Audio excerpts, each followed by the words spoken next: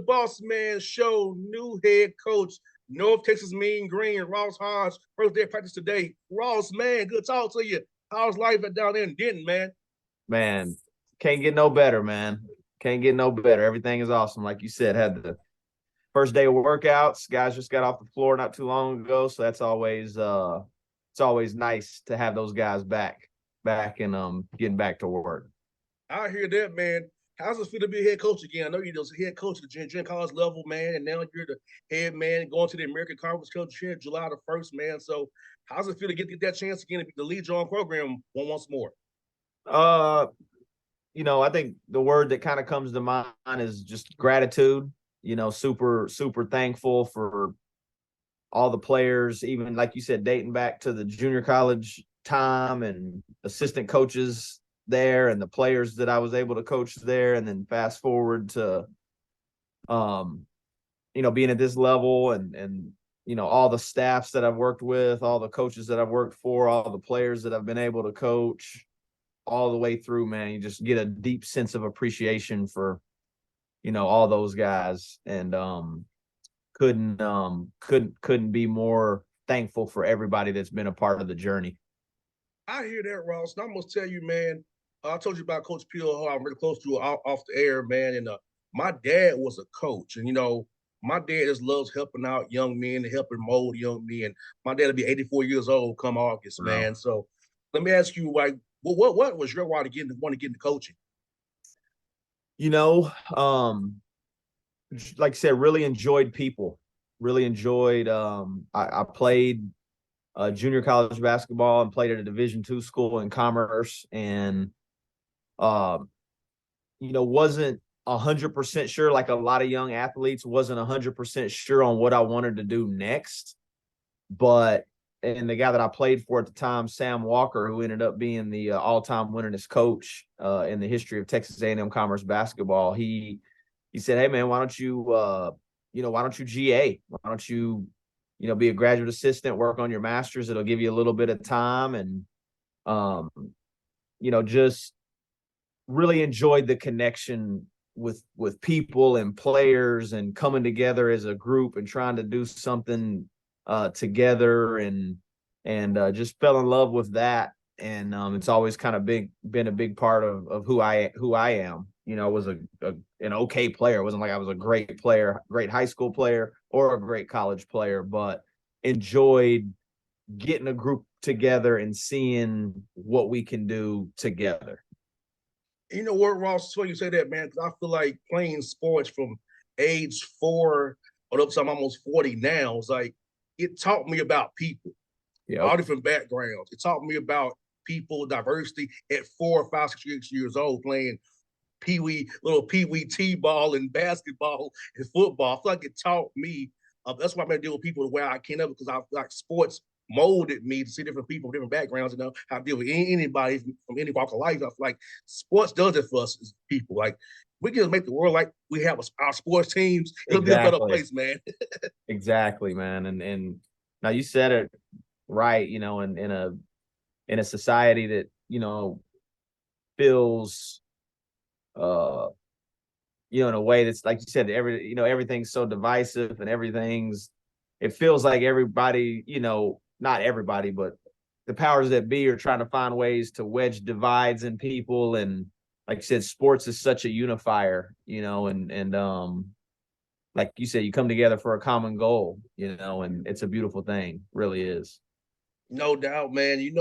And like you said, man, I feel like this time of year, workouts as you guys are going through right now is when you build that chemistry and camaraderie. Now, I'm a football player by trade. That's why I played in college.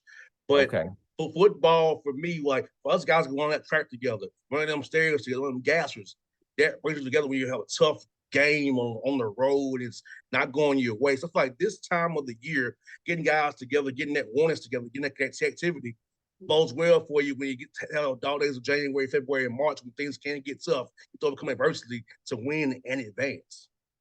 Yeah, man, it is a great time. Like you said, usually your class load is a little lighter in the summer, and you're not spending as much time in the academic center with tutors and academic appointments. So it does really slow down, and as a team you kind of get to just focus on yourselves and growing together and getting to know each other on a deeper level. And you're not, you don't have the stresses of game activity. So it's really just all about improvement. And you get to that is something that we try to make sure we're really doing, is spending time away from the court during the summer and just giving all these guys to get a chance to know each other's stories, man. And you get to, view people in a different light when you really understand them. And maybe you have similar challenges, maybe you had different challenges, but, we all have challenges in life. And, getting those guys to connect on a human being level is really important. 100%. I feel like that's the most important thing about it, that human connectivity right there. And I was ask you, Ross, so for your program, what would be the key pillars for your program going forward, where guys know they're going to become a North Texas Mean Green? This is what we expect you to be, what our program is about.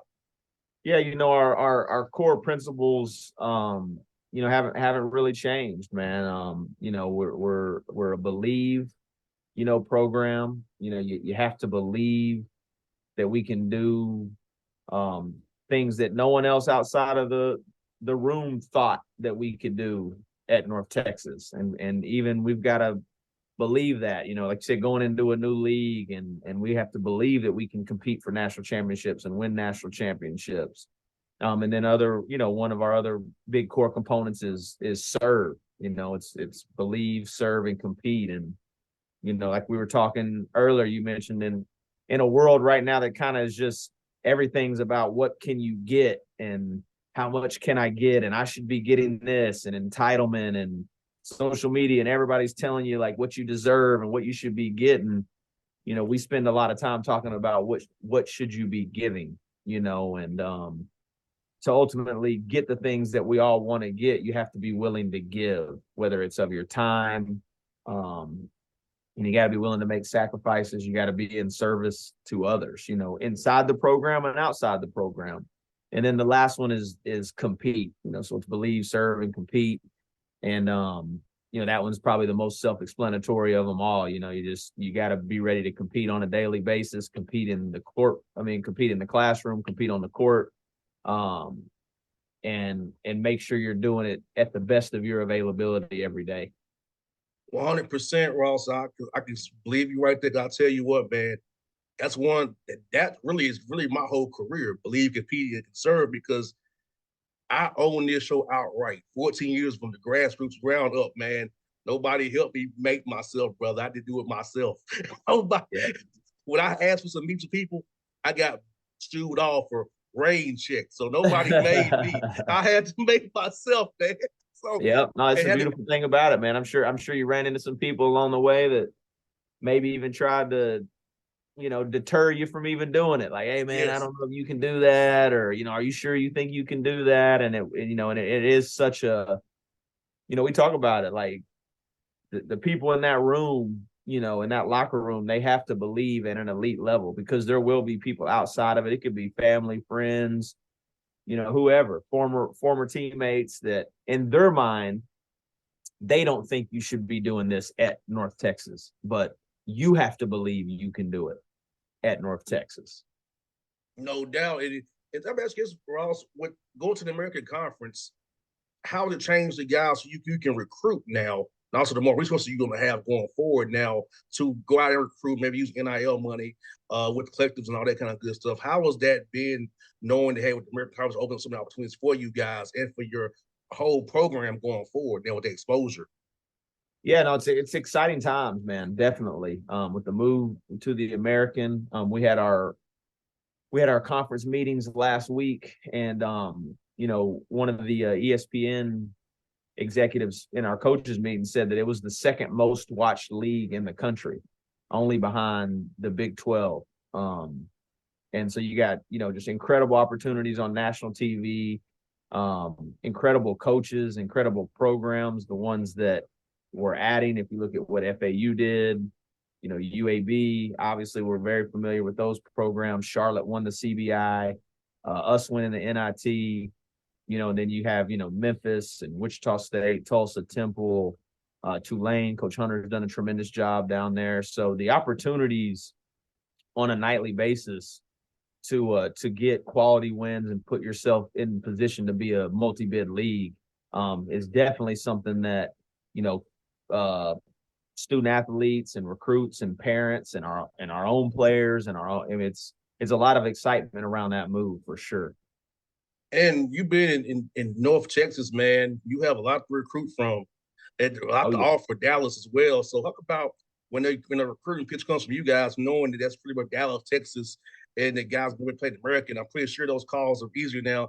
Good guys in the portal or recruits you want to get or JUCO guys you want to bring in because of what you all are building down there in Denton.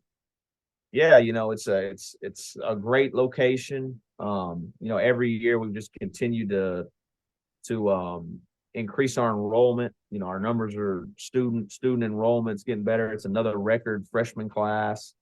You know, our administration leadership, Jared Mosley, President Smostrick, I mean, they fully committed to the athletic program and building this place into a situation where you can compete for championships year in, year out. And, you know, it's just a lot of excitement around the university and around the athletic program and what we've been able to do within the basketball program here, and you know, won a championship in 4 consecutive years. So it's a great time to be here in Denton and at the University of North Texas.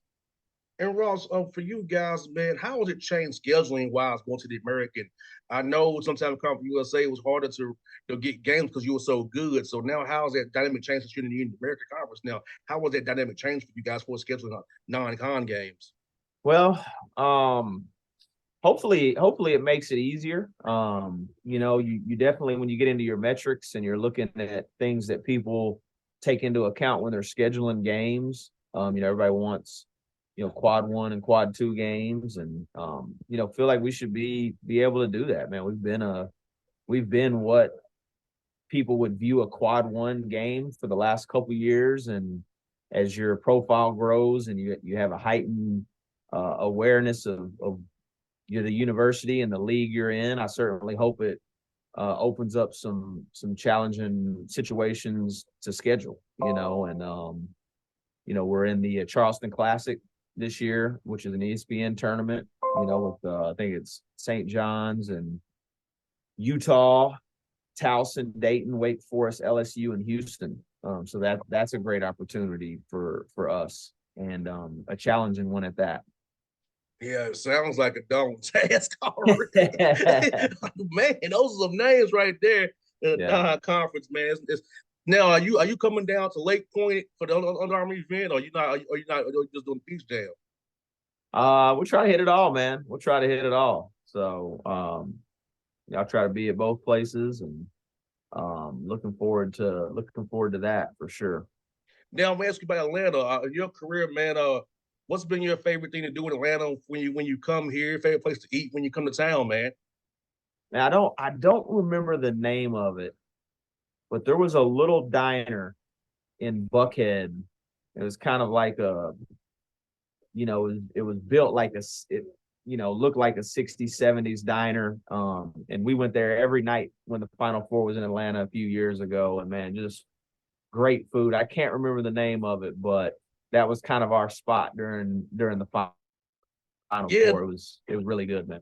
yeah, that was the 2012 year when Michigan was in the Final Four. Yep. Yep. And see, COVID killed our Final Four. Remember?